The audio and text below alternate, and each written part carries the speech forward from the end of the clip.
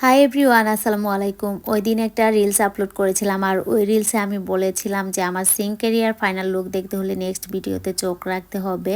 তো আজকের ভিডিওতে আমি তোমাদেরকে আমার সিঙ্ক এরিয়ার ফাইনাল লুকটা দেখিয়ে দিব। তো এই তো ফার্স্টে আমি একটা ওয়াল হ্যাঙ্গিং করে নিলাম আর এই ওয়াল হ্যাঙ্গিংটার ভিতরেই আজকে মূলত আমি ডেকোরেশনটা করে নিব। আর এই তো এটা হচ্ছে আমার সিঙ্ক এরিয়ার ফাইনাল লুক। আমি যেহেতু ভাড়া বাসায় থাকি তাই আমি চাচ্ছিলাম না যে এটার জন্য খুব বেশি মানি ওয়েস্ট করতে। তাই আমি চাচ্ছিলাম যে খুব অল্প খরচের ভিতরে কিভাবে এই জায়গাটাকে আমি সুন্দর একটা লুক দিতে পারবো, সেই চেষ্টাটাই আমি করেছি। তো জানি না কতটুকু সুন্দর হয়েছে। তো আমার কাছে তো দেখতে বেশ ভালো লাগছে। আপুরা তোমরা কমেন্ট করে জানিয়ে যাবে যে আসলে কেমন হয়েছে। আর এখানে আমি একটা ঝুড়ি রেখেছি, এটাতে থালাবাটি ধুয়ে রাখার পর যেন পানিটা খুব সহজেই ঝরে যায়, যার কারণে এই ঝুড়িটা রাখা। আর এখানে ওয়াল হ্যাঙ্গিংটায় আমি একদম কাজের যে জিনিসগুলো সেগুলোই রেখেছি।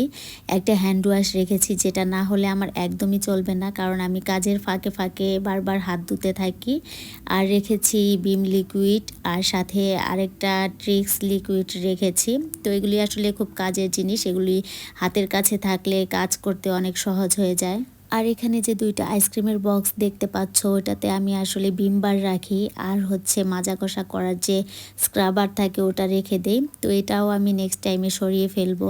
এটার জন্য আমি আসলে ইউনিক কিছু খুঁজছিলাম, তো তোমরা আমাকে আসলে সাজেস্ট করতে পারো ইউনিক কিছু। তো আজকের ভিডিওটি এই পর্যন্তই। সবাই ভালো থাকবে। আল্লাহ হাফেজ।